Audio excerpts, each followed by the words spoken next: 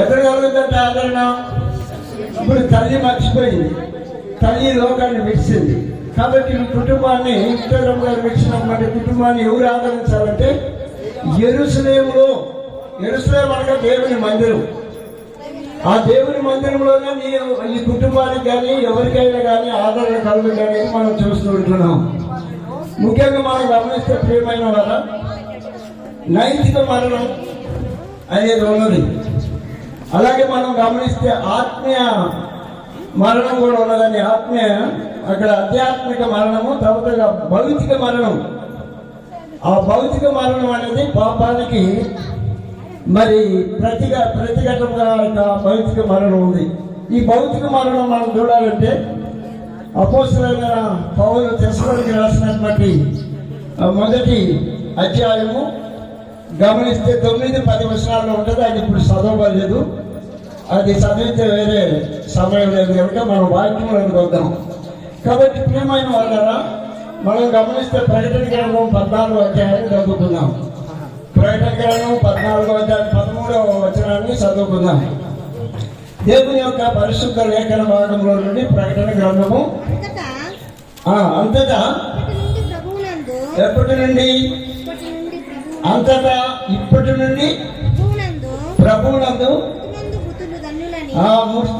మృతులు ధన్యులని రాయమని పరలోకము నుండి, ఏ లోకంలో నుండి? ఏ లోకంలో నుండి? నరకలోకంలో నుండి, ఈ లోకము నుండి, పరలోకము నుండి. చదవమ్మా.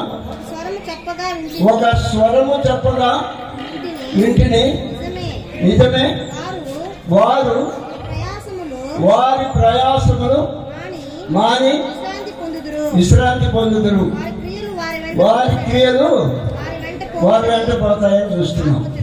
కాబట్టి ఇక్కడ మనం గమనించినట్లయితే ఇక్కడ చక్కని వాక్యాన్ని మనం చూస్తూ ఉంటున్నాం. ఇప్పటి నుండి ప్రభువునందు మృతులు ధన్యులని వ్రాయమని, అలాగే పరలోకము నుండి ఒక స్వరము చెప్పగా వింటిని, నిజమే వారు తమ ప్రయాసములు మాని విశ్రాంతిలో పొందుతున్నారు. ఈ లోకంలో జీవిస్తున్నటువంటి మానవులకు ఎన్నో ప్రయాసాలు ఉంటాయి. అది రకరకాలైనటువంటి ప్రయాసాలు ఉంటాయి. విక్టోరమ్మ గారు మంచం మీద ఉన్నప్పుడు మరి చాలా విషయాల్లో నీరసంగా ఉండి కొంత ప్రయాసం ఉండింది. మరి కుటుంబంలో ఉన్న వారు కూడా ఎన్నో విధాలు ఆమెకి మంచిగా పరిచయం చేశారు. కాబట్టి లోకంలో ఉన్నటువంటి వారందరికీ కూడా ప్రయాసం నీకు ఉంది, నాకు ఉంది, ప్రతి ఒక్కరికి బ్రతుకున్నటువంటి వారికి అది వ్యాధి విషయం కావచ్చు, లేదా ఈ లోకంలో రకరకాలైనటువంటి ప్రయాసాలు ఉన్నాయి. కానీ ఆ ప్రయాసాలు లేకుండా ఉండాలంటే ప్రభు సన్నిధికి చేరాలి. అందుకే ఇక్కడ చక్కని మాట, వారు తమ ప్రయాసములు మాని విశ్రాంతిలో ప్రవేశించింది. విక్టోరమ్మ గారు విశ్రాంతిలో ప్రవేశించింది. మనం గమనిస్తే ఇక్కడ వారి క్రియలు వారు వెంట పోతాయి. ఇది గమనించాలి. మనం ఎవరైతే ఈ లోకంలో జీవిస్తున్నామో, మనం ఈ లోకాన్ని విడిచిన తర్వాత మరి వారి క్రియలు వారి వెంట పోతాయి. మనం ఏం చేస్తామో అవన్నీ కూడా మనకు ఒకవేళ 10 ఎకరాలు భూమి ఉండొచ్చు, మంచి మేడలు మీకు ఉండొచ్చు, నీకు మంచి పేరు ఉండొచ్చు, నీకు అందసందాలు ఉండొచ్చు, ఎన్నైనా ఉండొచ్చు, ఎంత ధనమైనా ఉండొచ్చు. ఈ లోకాన్ని విడిచినప్పుడు నీతోటి వచ్చేది ఏంటంటే మన క్రియలు మనతోటి వస్తాయి. కాబట్టి కొరింథీయులకు రాసిన పత్రిక 2వ పత్రికలో మనం గమనిస్తే దేవుని యొక్క వాక్యము కొరింథీయులకు రాసిన 2వ పత్రిక 5:10 వచనం చూద్దాం. ఎందుకనగా తాను జరిగించిన క్రియల చొప్పున, చూడండి, మనం లోకంలో జీవించిన తర్వాత తాను చేసిన క్రియలు అవి మంచి అయినా సరే చెడ్డమైనా సరే దేహముతో జరిగించిన వారి ఫలము ప్రతివాడు పొందినట్లు మనమందరమును క్రీస్తు న్యాయపీఠం ఎదుట ప్రత్యక్షమగుదుము. గమనించారు కదా, మనం ఏమేం చేస్తున్నామో అవన్నీ ఒకరోజు తీర్పులో ఉన్నాయి. మన క్రియలు మనం వెంట వస్తాయి. దేవుని వాక్యంలో విక్టోరమ్మ గారు ఇచ్చినటువంటి ఆమెకి తల్లి ఇచ్చినా కూడా దేవుడు గడవడు అని ఆ కుటుంబానికి ఆ వాక్యాన్ని మనం దేవుడు ఇచ్చారు. కానీ ఇక్కడ నీవేం చేస్తున్నావు? ఈ లోకంలో మనం ఏం చేస్తున్నాం? అదే మన ఆస్తి తీసుకొని పోయేది. మనం అనుకోవచ్చు నాకు చాలా ఉన్నాయి, ఎన్ని ఉన్నా అన్ని వదిలిపెట్టేస్తాం. ఎవరైనా సరే అన్ని వదిలిపెట్టేస్తాం. అంటే ఒక్కటి తీసుకొని పోతాం, అది నీ క్రియలు, నా క్రియలు. కాబట్టి మన క్రియలు ఎలా ఉన్నాయి అనే విషయాన్ని ఈ కూడిక ద్వారా దేవుని వాక్యం మనల్ని హెచ్చరిస్తూ ఉంటుంది. కాబట్టి ఇక్కడ మనం గమనిస్తే చక్కగా అది మంచివైనను సరే చెడ్డవైనను సరే దేహంతో జరిగించిన వాటి ఫలములు ప్రతివాదను పొందినట్టు మనమందరం కూడా క్రీస్తు న్యాయం పెట్టినంత నిలబడతామని బతకాలి. ఆషామాషిగా కాదు. క్రైస్తవ జీవితం అంటే ఏదో ఆషామాష జీవితం కాదు. ఉంది దేవుని యొక్క క్రీస్తు యొక్క న్యాయ పీఠం మీద మనం అందరం కూడా ప్రత్యక్షమై ఒకరోజు మనం చేసిన ప్రతిదానికి తీర్పు అనేది దేవుని యొక్క వాక్యం సెలవిస్తుంది. తర్వాత పరలోక రాజ్యంలో ఈ లోకాన్ని విడిచిన తర్వాత యేసు ప్రభుని నమ్మి మనం నమ్మితే పరలోక రాజ్యంలో మనం చూస్తే అక్కడ ఆరాధనలు ఉంటాయి, సంగీతాలు ఉంటాయి. అలాగే మనం గమనిద్దాం. ప్రకటన గ్రంథము 14వ అధ్యాయము 2-3 వచనాలు మనం చూద్దాం. ప్రకటన గ్రంథం 14వ అధ్యాయం 2-3 వచనాలు. మరియు విస్తారమైన జనముల ధ్వనితోను గొప్ప ఉరుము ధ్వనితోను సమానమైన యొక్క శబ్దము పరలోకము నుండి రాగా వింటిని. నేను విని ఆ శబ్దము, ఏ శబ్దం వింటున్నాం? పరలోకంలో వీణలు వాయించుతున్న వారి ఆధారం వింటాం. ఇంకా మనకు వాక్యం కావాలంటే ప్రకటన గ్రంథంలో మనం గమనిస్తే 17:3-4 వచనాలు అవసరం లేదు, కొద్దిగా ఎక్కువ ఉంది. కాబట్టి అక్కడ కూడా రాయబడింది ఏంటంటే పరలోకంలో ఆరాధనే కాదు, కీర్తనలే కాదు. అందుకే అక్కడ అంటాడు మోసే కీర్తనలు, గొర్రె పిల్ల కీర్తన కూడా అక్కడ అంటే దేవుని కీర్తన. ఈ లోకంలో అన్ని బాధలే. ఎప్పుడైతే నువ్వు దేవుని నమ్మి మనం ఈ లోకాన్ని విడుస్తామో అక్కడ దేవుని యొక్క ఆరాధన ఉంటుంది, దేవుని యొక్క కీర్తనలు ఉంటాయని కూడా దేవుని యొక్క వాక్యంలో మనం చూస్తూ ఉంటున్నాం.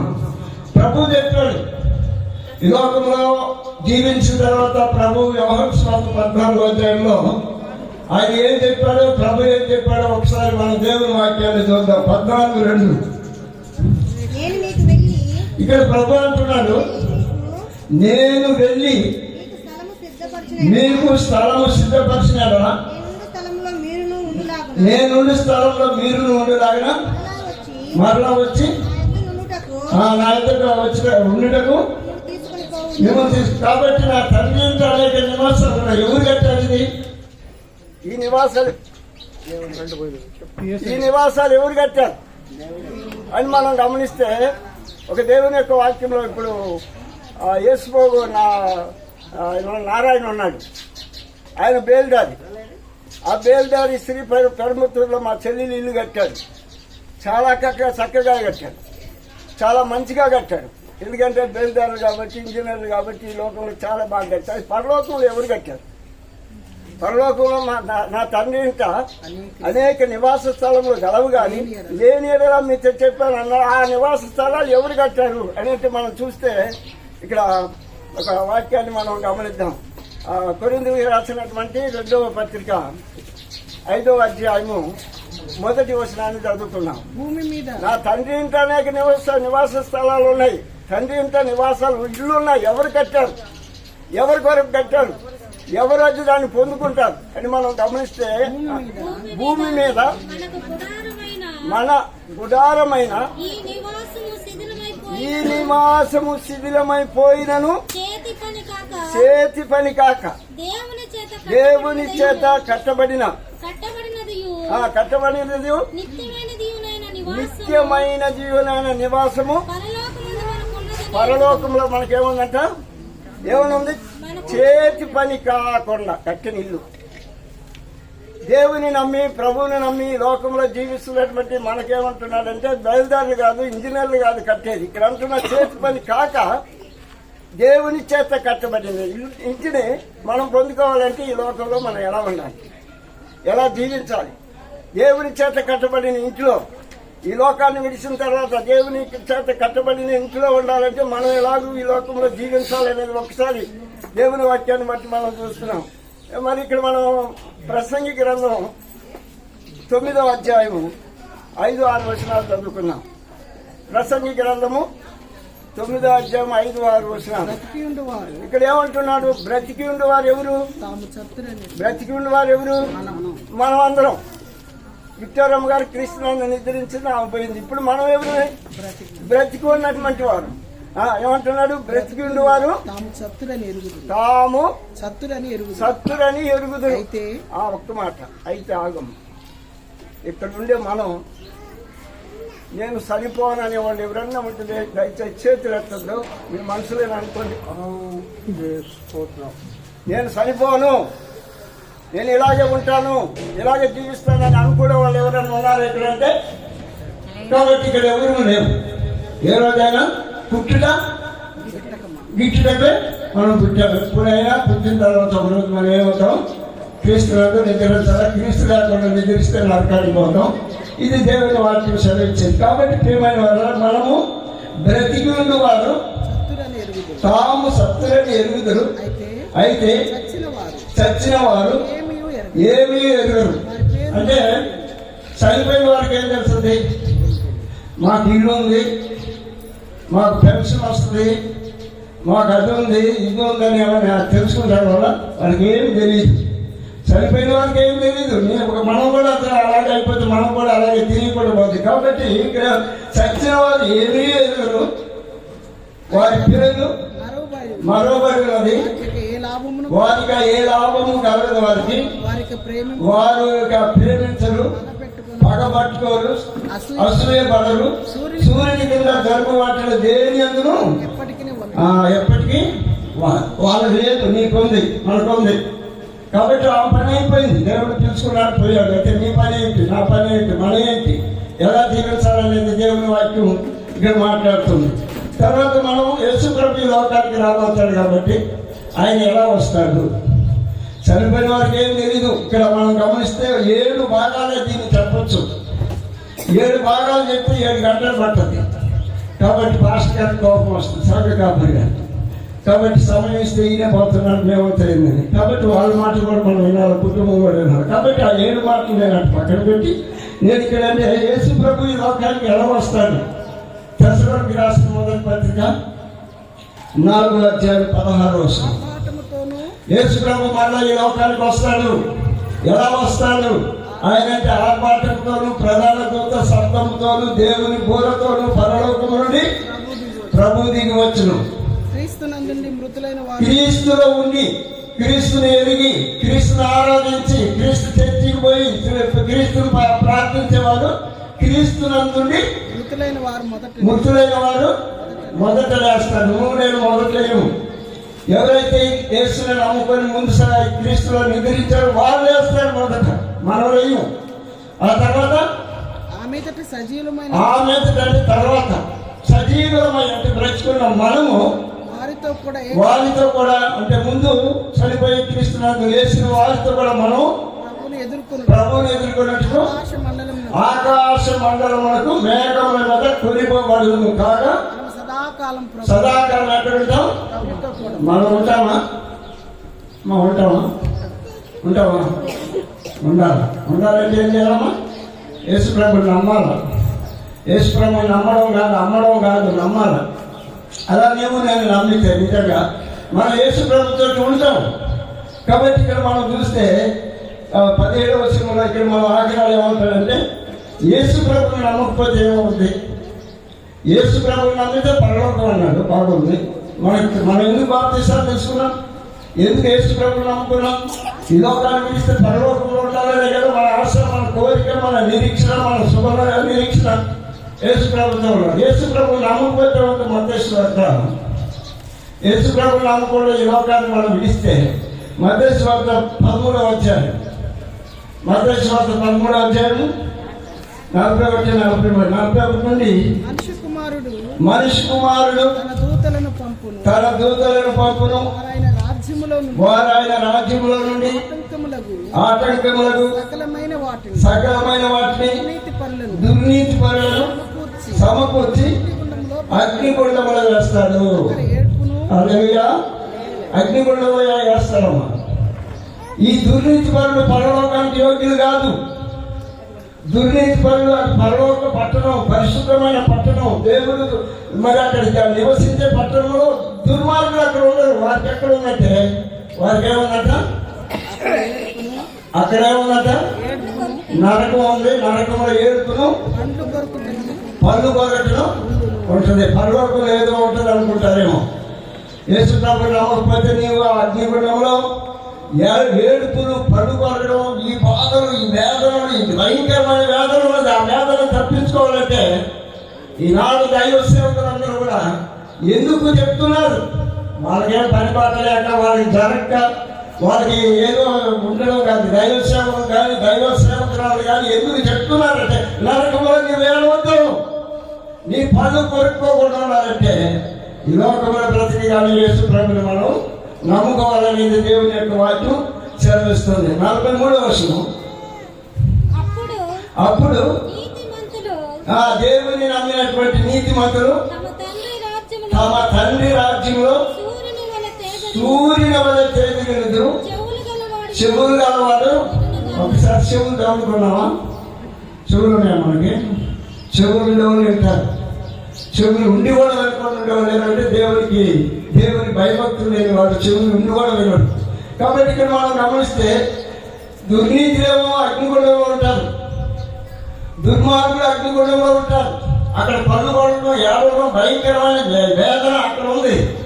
నీవు దేవుని నమ్మి దేవుని కొరకు మనం అందరం కూడా నీతిమంతులుగా జీవిస్తే అక్కడ ఏముందంటే మనము ఇక్కడ అంటారు చక్కగా సూర్యుని వలె, దేవుని తండ్రి రాజ్యంలో సూర్యుని వలె తేజరిల్లుదుము. చెవులు గలవాడు ఈ మాట వినుగాక. కాబట్టి ఈ కుటుంబాలకి మరి వారు దుఃఖంలో ఉన్నారు, గాయపరచబడి ఉన్నారు, వారికి మార్చినటువంటి వాటిని చెప్పేసి నేను ముగిస్తాను. మనము క్రైస్తవులుగా ఉన్నటువంటి వారిని మనము ఏం చేయాలంటే యేసు ప్రభు చనిపోయి లేచరా లేదా? ముగిస్తున్నాను వాక్యం. యేసు ప్రభు చనిపోయి మళ్ళా లేచరా, బ్రతికాడా లేదా? మీకు తెలియదా? బ్రతికాడా?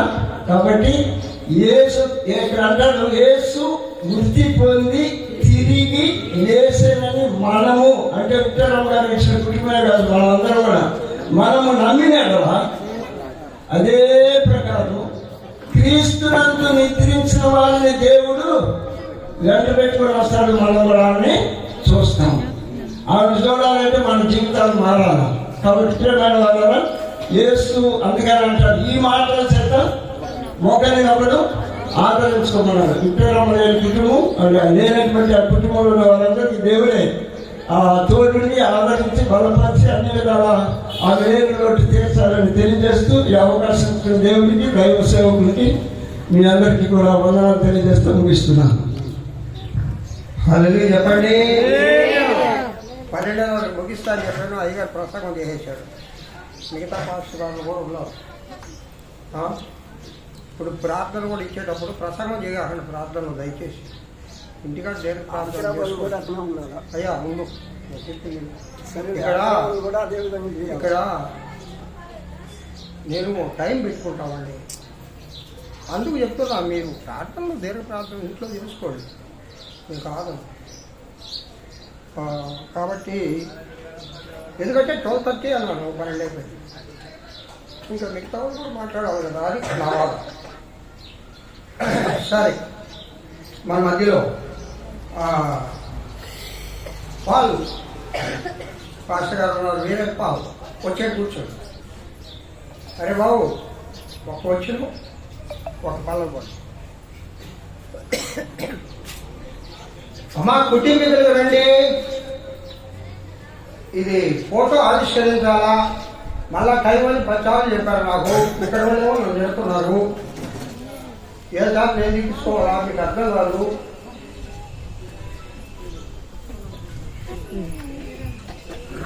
ఒక గంట దాకా చెప్పమని చెప్తాం కదా. 10 మంది చెప్పారు నాకు. బండినారు ఊగించు సుమధుర స్వరముల గానాలతో వేలాది భూతల కలములతో కొనియాడబడుచున్న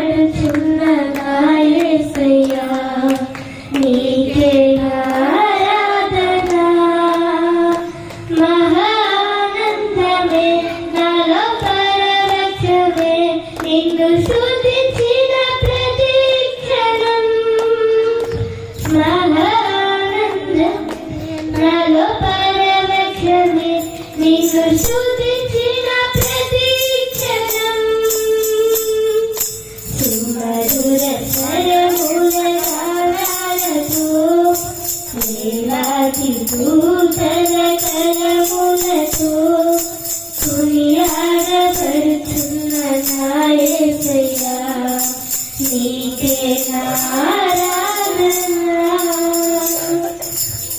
ఎడారి త్రోవలో నే నడిచినా, ఎరుగని మార్గములో నన్ను నడిపినా, నా ముందు నడచిన జయవీరుడా, నా విజయ సంకేతమా. ఎడారి త్రోవలో నే నడిచినా, ఎరుగని మార్గములో నన్ను నడిపినా, మా ముందు నడచిన జయవీరుడా, నా విజయ సంకేతమా. నీవే నీవే నా ఆధారము, నీవే నీవే నా ఆనందము, నీవే నీవే నా ఆధారము, నీవే నీవే నా ఆనందము. సుమధుర స్వరముల గానాలతో, వేలాది దూతల కలములతో కొనియాడబడుతున్న నా యేసయ్యా, నీకే నా ఆరాధన. హల్లెలూయా. హల్లెలూయా. అబ్బాయి స్వరం చాలా బాగుంటుంది. చాలా చిన్న వయసు ಚೆನ್ನಾಗಿ చూచారు. చాలా చక్కటి పాట పాడతారు. మన మధ్యలో వేరే పాలు పాస్టర్ రాత్రి దసరా దొరబాయి అక్కడ వాటిగా చర్చి మన అందరి చర్చి అని ఇక్కడ ఉన్న సంఘర్షణ చర్చి మన తల్లి సంఘం దానిలో సేవ కలిగించిన నైవేద్యాలు 10 నిమిషాలు ఆధారణ మాటలు మాత్రం మాట్లాడతారు. ప్రార్థన చేసుకుందాం. పనులు చూసుకున్నట్లయితే పరిశుద్ధుడా ప్రేమగల తండ్రి, కృపగల యేసయ్యా, మీ పరిశుద్ధమైన నామానికి వందనాలు చెల్లిస్తున్నాను ప్రభా.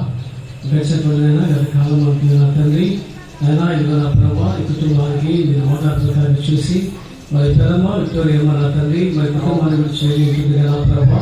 ఆ కుటుంబాన్ని ప్రభావ మీరు ఓదార్చడానికి స్తోత్రాలు. అయినా కుటుంబాన్ని ఓదార్చటకు మాకైతే నా తండ్రి అయ్యా మా సరిపోను కానీ ప్రభావ నీవే ఒక తల్లి వారిని ఆదరించినట్లు మీరు కుటుంబాన్ని ఆదరించుకొని ప్రార్థిస్తున్నాం. సమయాన్ని అయ్యా నా తండ్రి ఓదార్చండి. రక్త సంబంధి కూడా మన వ్యక్తులను కూడా నాయన మీరు ఓదార్చండి.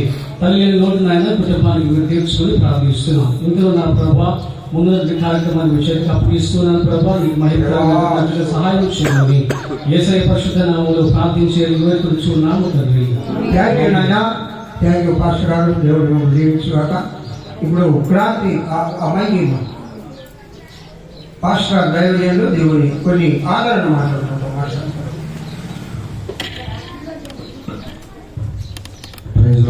హల్లెలూయా.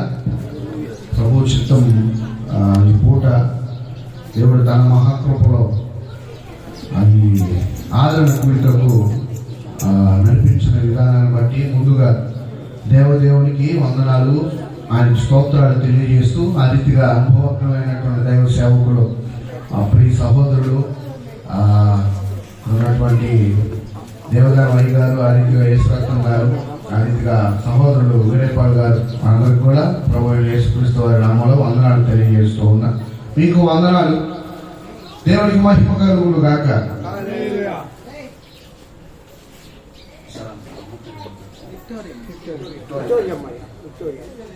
ఈ విక్టోరియమ్మ గారి యొక్క ఆదరణ కూడికకు వచ్చినటువంటి మీరందరూ కూడా కుటుంబం నిమిత్తమై, కుటుంబం యొక్క ఆదరణ నిమిత్తమై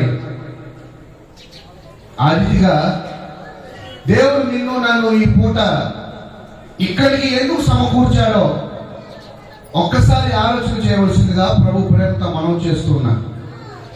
ఇలా అనేక ప్రాంతాలకు మనం వెళ్తున్నాం. అనేక కుటుంబాలను ధైర్యపరచడానికి, బలపరచడానికి ఆ రీతిగా దేవుని సహాయార్థమై ఆ కుటుంబం నిమిత్తమైనటువంటి ఆదరణ కలిగించేటువంటి రీతిగా మంచి సాక్ష్యాలు చెప్తున్నారు.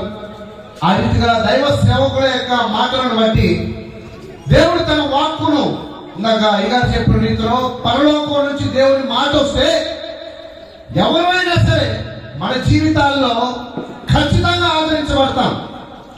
ఒక వ్యక్తిని కోల్పోయినటువంటి కుటుంబం ఎంత బాధలో ఉంటుందంటే అది వ్యక్తిగతంగా కుటుంబానికి మాత్రమే తెలుస్తుంది.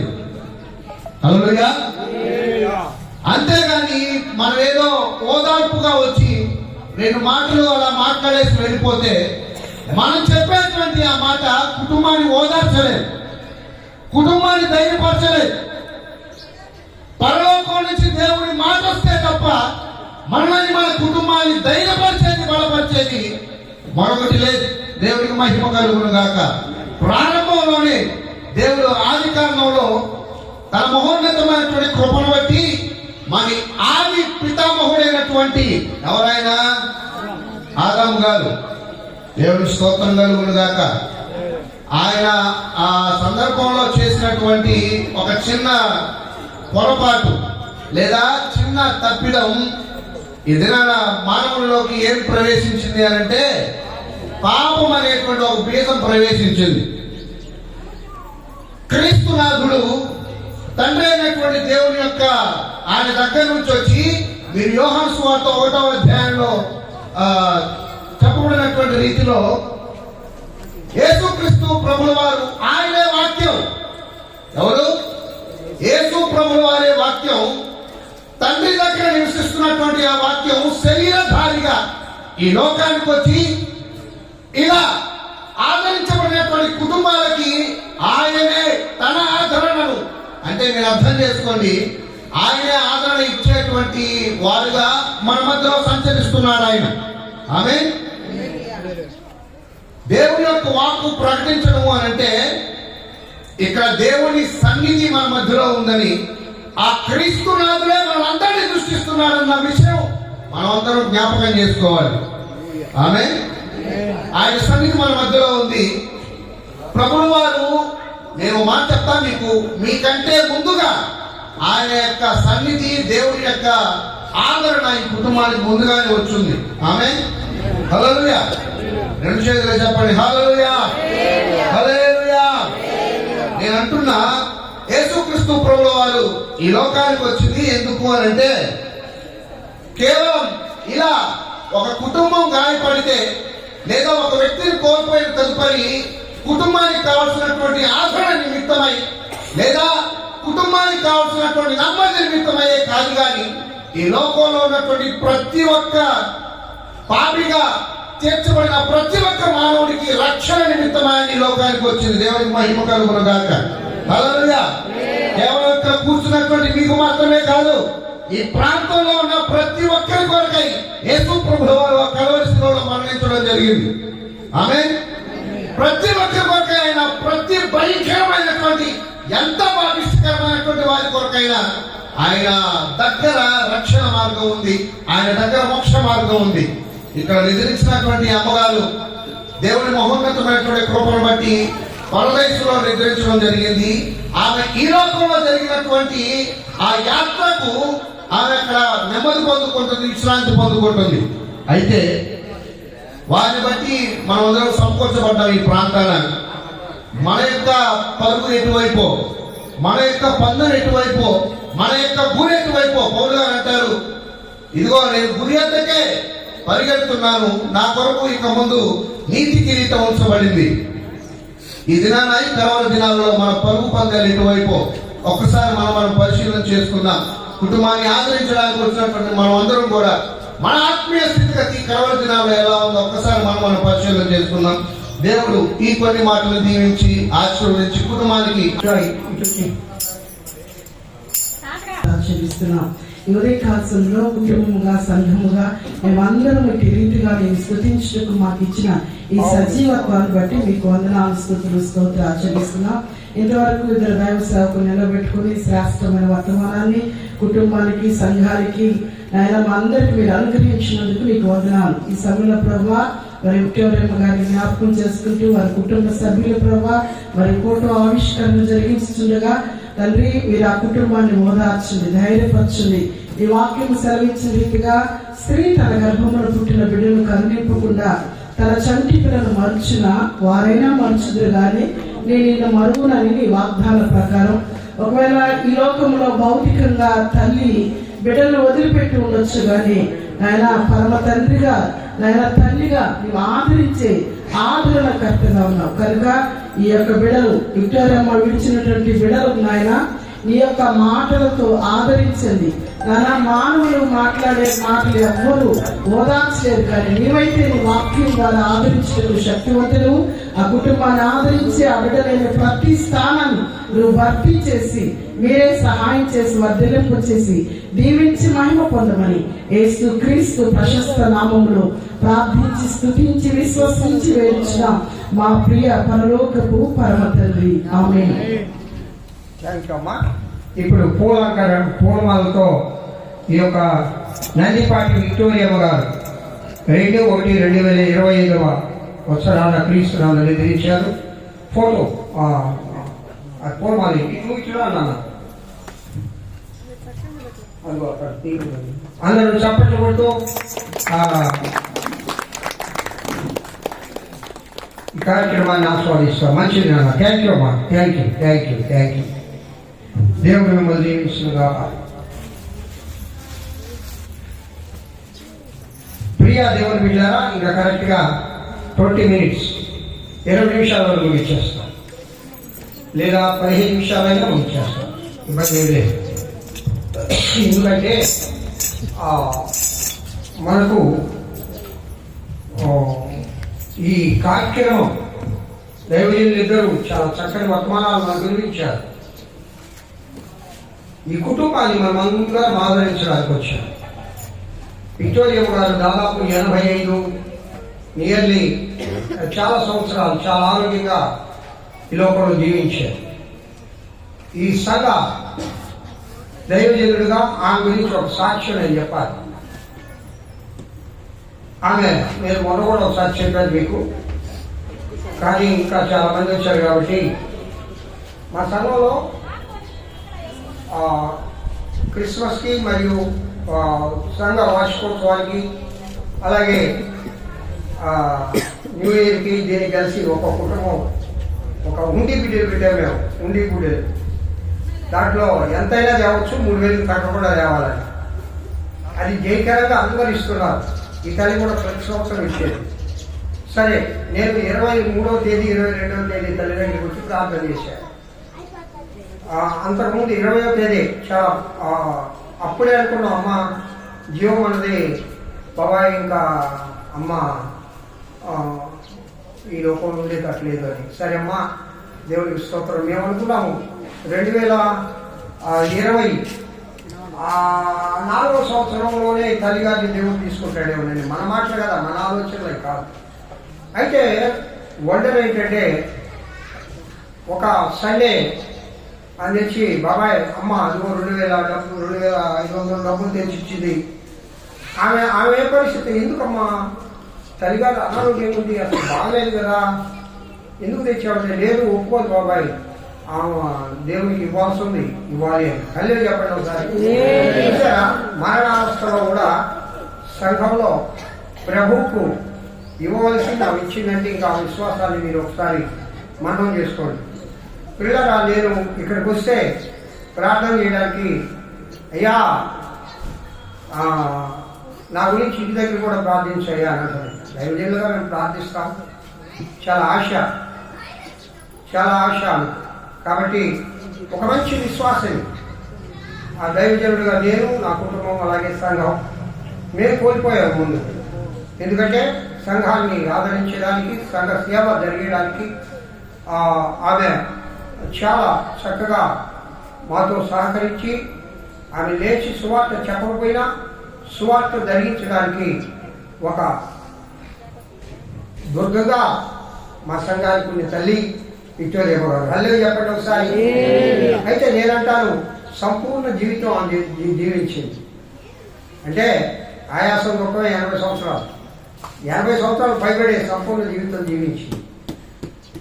బిడ్డలందరూ ప్రయోజకులయ్యారు, కుమార్తెలు, కుమారులు, అలాగే ఆమె సంతానం. ఆమె జీవించిన కాలం చూస్తే నేను చిన్నప్పటి నుంచి తెలుసు, నాకు ఈ గ్రామస్తులే కాబట్టి చాలా కష్టపడి పనిచేసేదండి, చాలా కష్టపడి పనిచేసేది. అన్నగారు రైల్వే ఉద్యోగం అయినా వదినమ్మ చాలా కష్టపడి పనిచేసేది, కష్టపడి బిడ్డలను పైకి తీసుకొచ్చేది. ఒక స్త్రీ తన కుటుంబాన్ని ఏ విధంగా కట్టాలో ఆ విధంగా తన కుటుంబాన్ని కట్టుకుంది. ఒక పైసా అప్పు బిడ్డలపై పెట్టుకోవాలా, ఇంకా బ్యాంకులో నిల్వచ్చిపోయింది. చప్పట్లు కొట్టడం కానీ తల్లిదండ్రులుగా మనం తెలుసుకోవాల్సింది ఏం తెలుసా అయ్యా, తల్లిదండ్రులుగా మనం తెలుసుకోవాల్సింది మన బిడ్డలపై మనం మొయ్యడానికి భారం పెట్టుకోకూడదు, మన బిడ్డలకు మిగిలించిపోవాలా. అది దేవుని గ్రంథంలో ఉంది, దేవుని గ్రంథంలో ఉందా మాట, సొంత మాట కాదు. ఎప్పుడు మిగిలిస్తావు? ఏసై దగ్గరికి వస్తే మిగిలిస్తావు. చప్పట్లు కొడుతుంది దేవుని మైపరచండి. లోకం ఉంటే మిగలవు, సంపాదిస్తావు, పని చేస్తావు, కుటుంబానికి ఖర్చు పెట్టవు, కానీ వ్యసనాలకు ఖర్చు పెట్టి జీవితాన్ని పాడు చేసుకుంటావు, కుటుంబాన్ని పాడు చేస్తావు. నేను ఒక కుటుంబానికి వెళ్ళాను, వాళ్ళ తండ్రి చనిపోయాడు. Is a teacher. ఎవరు చనిపోయిన ఆయన, నాతో పనిచేసిన ఆయన.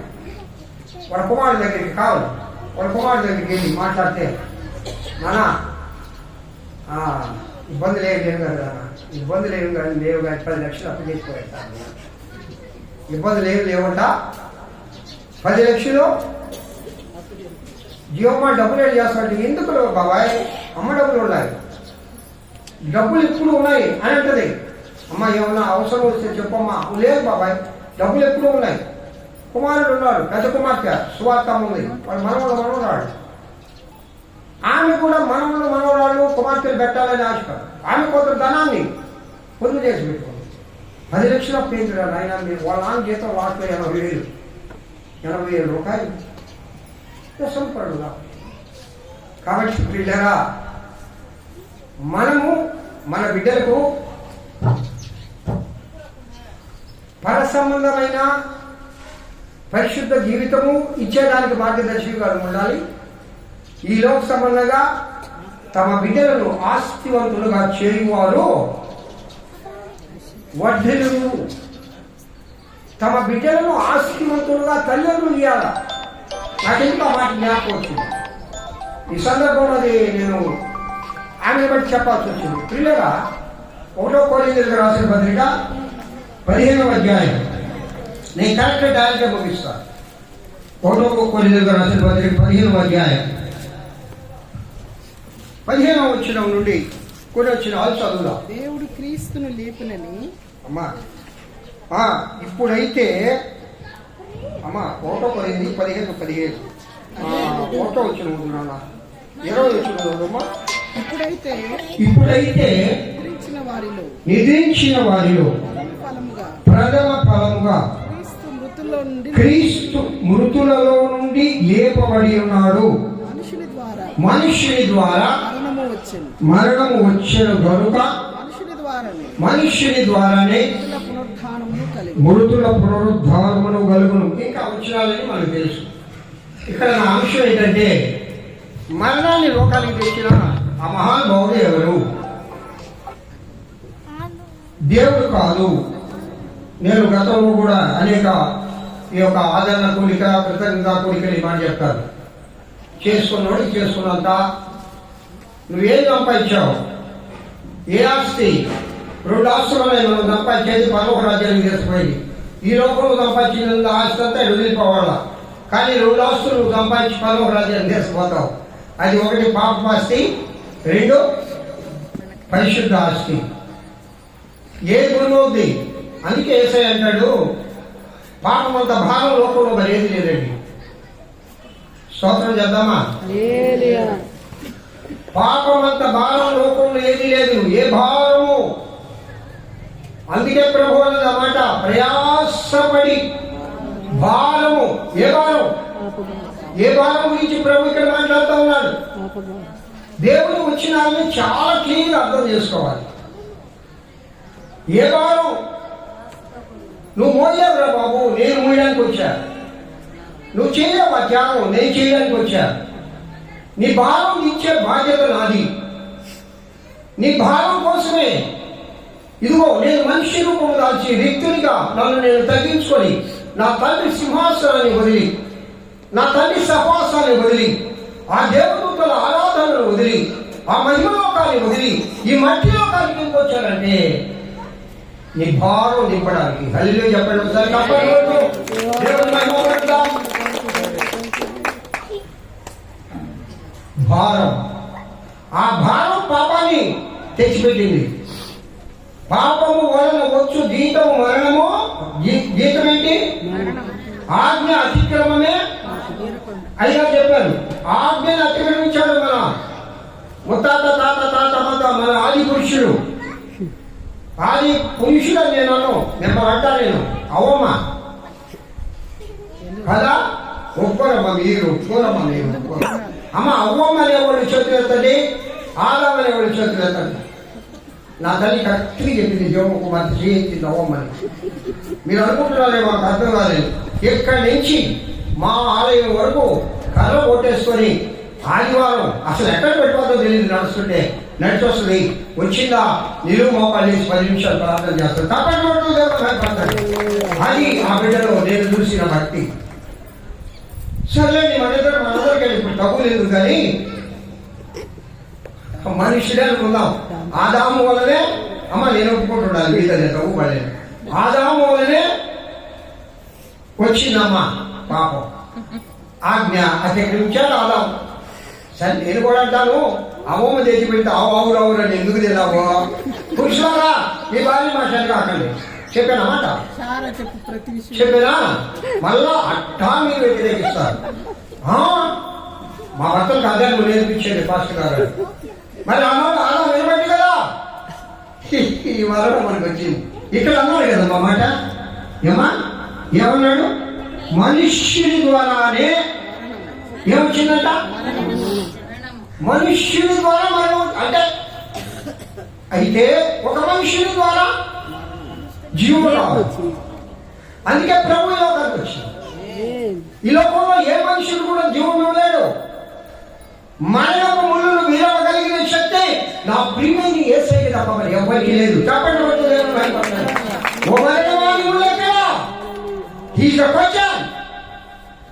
మరణాన్ని ప్రశ్నించాడు నా ప్రభు.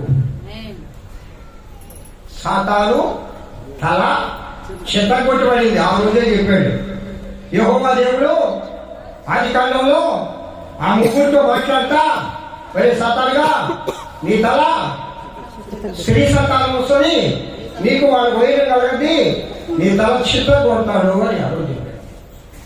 దేవుడు చెప్పిన మాటలు తప్పనిసరిగా నెరవేరాయి కదా. పిల్లరా, నేను చేసుకునే విన్నపం ఏంటంటే, నా ప్రార్థన ఏంటంటే, నా యొక్క నేను మిమ్మల్ని అడుగుకుంటున్నా, అదేంటో తెలుసా? ప్రసంగి గారు చెప్పినట్లుగా మరణ దినం నీటికి ఎందుకు పోమన్నాడంటే, ఆ కిందే రాశాడు ఆయనే, నేను చెప్పడం కాదు. నీ మరణాన్ని నువ్వు ఇక్కడ ఉన్న ఎవరైనా అయ్యారు అన్నారు, మేము ఇట్టే జీవిస్తాం, ఎవరైనా చెప్పడంలో చేయొద్దని ఎవరు చెప్పలేదు. నా సంఘంలో 2 మరణించారు. రాజేష్ జ్యోత్స్న వల్ల అత్తమ్మ, విక్టోరియమ్మ, చాలా దగ్గరగా 2 కూడా ఆరోగ్యంగా ఉన్నారు. 10 days లో నేను వాళ్ళు ఇంతలోకే క్రీస్తులను ఎదిరిస్తాను అనుకోలే, కానీ ప్రభు పిలిచారు, వెళ్ళిపోయారు. ప్రియులారా, మనం జ్ఞాపకం చేసుకోవాలా ప్రభు దగ్గరికి మనం ఏ ఆస్తి తీసుకోవాలా. సరే, మరణమును ఆయన జయించి జీవం ఇచ్చాడు. ఎవరికి ఇస్తాడు? కింద ఏమన్నా ఆయన వారు బ్రతికింపబడుదురు. ఎవరమ్మా? ఎవరు? క్రీస్తు వచ్చినప్పుడు ఆయన వారు అందరూ కాదు, ఆయన వాళ్ళు కొంతమంది ఉన్నారు. ఉండు బాబాయ్, మా వాళ్ళు ఇంకా రాలేదా? ఫస్ట్ గారు ఉండండి అయ్యా, మా వాళ్ళు ఇంకా రాలేదు అంటారు కదమ్మా. ఏదైనా కార్యక్రమం అమ్మా పోదామమ్మా, ఉన్నయ్యా లాస్ట్గా చూడాలా, మా వాళ్ళు ఇంకా రాలా, ఆమె రక్త సంబంధులు వాళ్ళు. ఇక్కడ క్రీస్తు రక్త సంబంధులే లేస్తారు కదా, పరాయులు లేస్తారా? ఇక్కడ చేసి మనం అందరం క్రీస్తు రక్త సంబంధం తప్పట్లు కొడుతుంది దేవుడు. నేను అనుకుంటాను మీరందరూ బాప్టిస్టులు తీసుకున్నారు, లేకపోతే ఈ వంతన ముస్కేలు అసలు ప్రార్థనలో కూర్చోరు.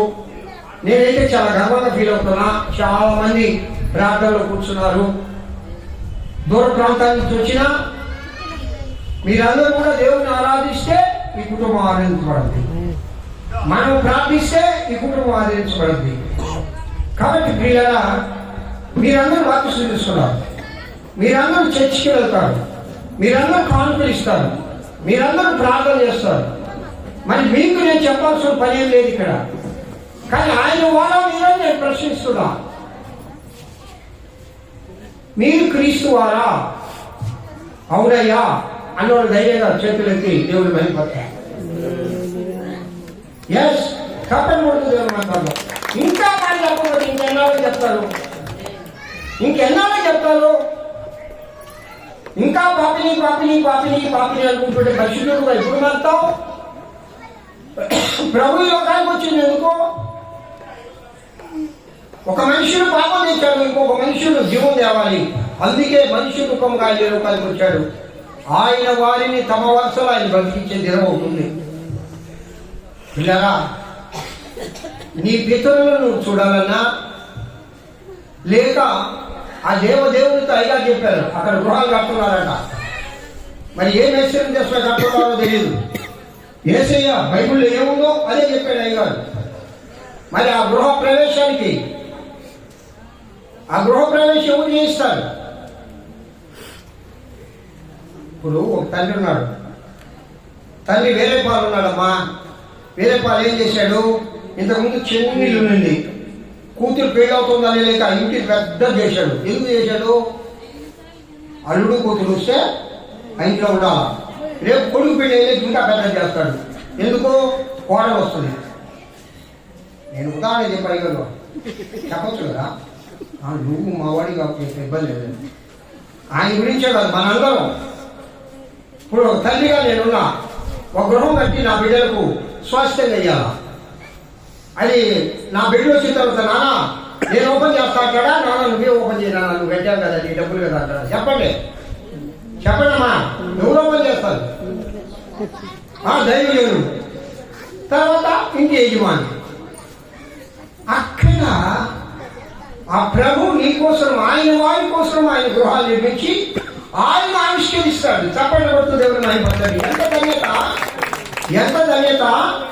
ఈ లోక సృష్టికర్త అయిన నా దేవుడు, ఈ లోకాధిపతి అయిన నా ప్రభు ఆకాశ మహాకాశము సృష్టించిన వాక్కు ద్వారా మాత్రమే, మాట ద్వారా ఆకాశ మహాకాశములను, సూర్య చంద్రాది నక్షత్రములను సృష్టించిన నా ప్రభు మరి ఆయన గృహం ఎలా ఉంటుందో కదా చెప్పాడు ఆ ప్రకటన గ్రంథంలో.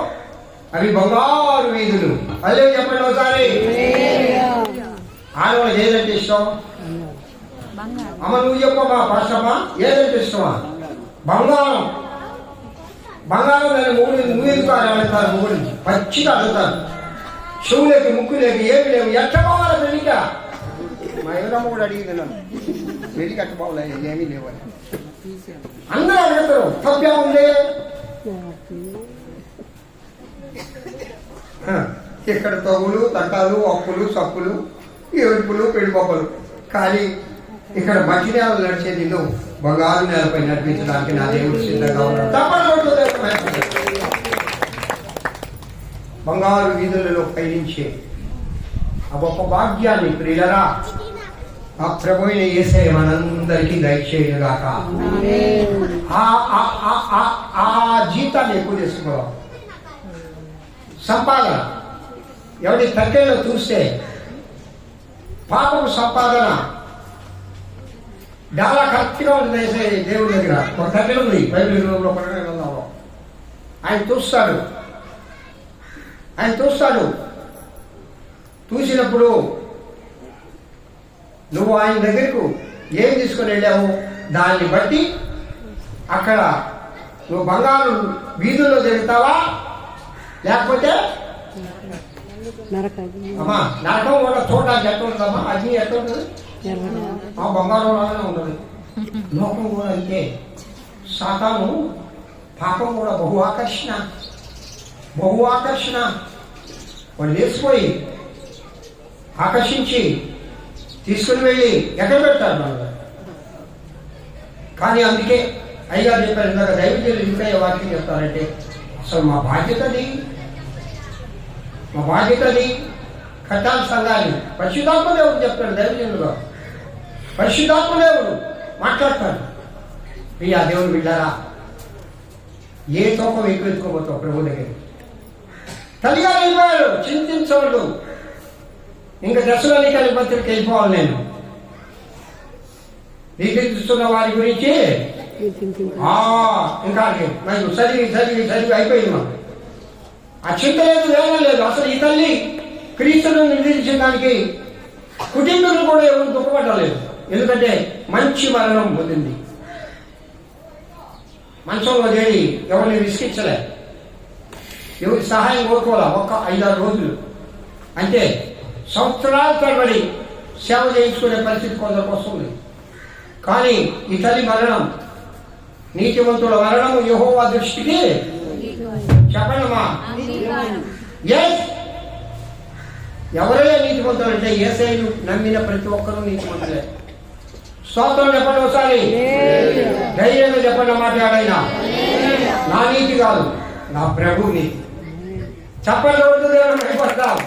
నా దేవుని నీతి, నా యేసయ్య నీతి వస్త్రం నాకు ఇచ్చాడు. అంటే లోపలే ఉందా నలుపుంది. తుమ్మకర్రా మనసం చేయాలా, తుమ్మకర్రనే తీసుకురావు. అయ్యా ఎంత చెక్కినా నలుపుందయ్యా, మరి నలుపు మందిలో మనకి రాలే బాబు, నువ్వు తీసుకురారా. ఓకే, తుమ్మకర్రని దానిపైన మేలిమి బంగారు రేకులు పొందగలను. బంగారం అంటే దేవుని చూసినా, దైవత్వమునకు చూసినా దేవుడు మనల్ని పొందుతాడు ఆయన నీతి ద్వారా. కాబట్టి మనం నా ప్రభువుని బట్టి నీతివంతులు చెప్పలే. ఆ ధైర్యం లేకపోతే నువ్వు పర్లోకరాజ్యం చూపలేవు. ఆ ధైర్యం నీలో లేకపోతే ఆడుంది నాలో నీతి అనే ప్రశ్న వెంటనే వస్తుంది. అప్పుడు నీతిమత్వంగా జీవిస్తావు. ఒక అడుగు ముందుకేస్తే 10 అడుగులు దేవుడు నడిపిస్తాడు. నీ అడుగు తీసివేయాలంటే నడిపించువాడు నా దేవుడు. హల్లెలూయా. కాబట్టి పిల్లరా, మనమందరం పైకి లేచి ఒక్క నిమిషం చేతులెత్తి ప్రార్థన చేద్దాం. నేను ముగిస్తున్నా. అందరం పైకి లేచి నిలబడి చేతులెత్తి ఏక స్వరంతో ఈ కుటుంబాన్ని ఆ దేవదేవుడు ఆశీర్వదించాలి. మొట్టమొదటిగా ఆ కుమార్తెలకు, నిజంగా తల్లి అంటే కుమార్తెలకు చాలా ప్రేమ. నిజంగా విక్టోరియమ్మ గారు తన కుమార్తెలు 2 నిమిత్తం చాలా కష్టపడి పెట్టేది, చాలా ఏడ్చేది. చిన్న కుమార్తె జీవితం గురించి అయితే ఎప్పుడూ నాతో చెప్పి కన్నీరు కార్చేది. ఆమె కన్నీరు ప్రతిఫలం ఆ చిన్న కుమార్తె జీవితము, పెద్ద కుమార్తె కుటుంబము, మనవళ్ళు, మనవరాళ్ళు, కుమారులు, కోడళ్ళు, మనవళ్ళు, మనవరాళ్లకు ఆమె చేసిన ప్రార్థన. ఈ దినం మనము ఆ కుటుంబీకులకు ఆ ప్రభు ఆదరణ కలుగులాగున 2 చేతులు పైకెత్తి స్తోత్రాలు చెప్దాం. ఎవరు కూడా మొదలవద్దు. హల్లెలూయా, హల్లెలూయా, హల్లెలూయా, హల్లెలూయా, హల్లెలూయా, హల్లెలూయా, హల్లెలూయా, హల్లెలూయా, హల్లెలూయా, హల్లెలూయా. విక్టోరియమ్మ పెద్ద కుమార్తె సువార్తమ్మ గారి కుటుంబాన్ని, అల్లుండి, మనవళ్లను, మనవరాళ్లను ఆ దేవదేవుడు ఆదరించి ఆశీర్వదించునుగాక. కుమారులు, కోడళ్ళు, మనవళ్ళు, మనవరాళ్లను ఆ దేవదేవుడు ఆశీర్వదించునుగాక, ఆదరించునుగాక, తల్లిలోని లోటును తీర్చునుగాక. అలాగే చిన్న కుమార్తె దీవమ్మ, ఆమె కుమార్తెను, ఆ బిడ్డను, ఆ యొక్క తల్లి లేని లోటును ఆ దేవదేవుడు తీర్చి ఆ కుటుంబానికి తల్లిగా ఆ దేవదేవుడు ఉండునుగాక. అలాగే రక్త సంబంధికులు అనేక మంది వారు ప్రియులారా, రక్త సంబంధికులందరినీ కూడా ఆ తల్లి లోటును లేని లోటును తీర్చి ఆ బిడ్డలందరినీ కూడా దేవుడు ఆదరించునుగాక. అలాగే మా సంఘానికి కూడా లోటు ఉంది ప్రియులారా. మా సంఘంలో కలిగిన ఆ తల్లి లేని లోటును నా దేవుడు తీర్చునుగాక. మహోన్నతుడా స్తోత్రం. ఇంతవరకు అందరము ఆమేన్ చెప్పు మేము చేసిన ప్రార్థన అంతా మీ పాత్ర నిర్మిస్తున్నాం. విచోడ్యమ సదానాన్ని మీరు దీవించి ఆశీర్వదించడం ఈ కుటుంబానికి అయ్యా మీ ఆదరణ కావాలి. తల్లి తండ్రి ఇద్దరు లేరు బిడ్డలకు, మీరు తల్లి తండ్రిగా ఉండి ఈ కుటుంబాలను ముఖ్యంగా మా సంఘాన్ని కూడా కలిగిన ఈ లోటును కూడా మీరు తీర్చగలరని వచ్చిన దైవజనులను బట్టి వారి కుటుంబాలను బట్టి, దైవజనులను బట్టి వారి కుటుంబాలను బట్టి, అలాగే విశ్వాసాలను బట్టి, రక్షాలను బట్టి, సంఘాన్ని బట్టి, వచ్చిన ప్రతి బిడ్డను బట్టి మీ పాద పదవుల దగ్గర విన్నపాలు చేసుకుంటూ ఏసునామం పెద్ద వేకొంచున్నాను తల్లి. అయినా అందరూ కూర్చోండి. చివరిగా ఓట్ ఆఫ్ థ్యాంక్స్ చెప్పాలి. మా అనంతరం మా ఓట్ ఆఫ్ థ్యాంక్స్ చెప్తాడంట. లేదు నేను చెప్పచ్చు ఆయన అన్నాడు. పిలువు రా. ఓట్ ఆఫ్ థ్యాంక్స్ చెప్తే ఆశీర్వాదం తీసుకుంటే వెంటనే భోజనం రెడీ కూడా ఆయన చెప్తాడు అన్నమాట. దేవుని నామమున అందరికీ శుభాలు. మా యొక్క విన్నపాన్ని మన్నించి మీరు ఈ స్థలానికి వచ్చినందుకు ముందుగా మన సంఘ కాపరి గారులకి, అదేవిధంగా దూర ప్రాంతం వచ్చినటువంటి వారి సంఘ కాపరులకు, మన చర్చి పెద్దలకు, మన సంఘస్థులకు, అదేవిధంగా దూరం నుంచి బెంగళూరు నుంచి మా అక్క చెల్లెళ్ళు, మా బావగారులు చాలా దూరం నుంచి శ్రమపడి వచ్చారు. హైదరాబాద్ నుంచి వచ్చారు, విజయవాడ, గుంటూరు, అదేవిధంగా గూడూరు.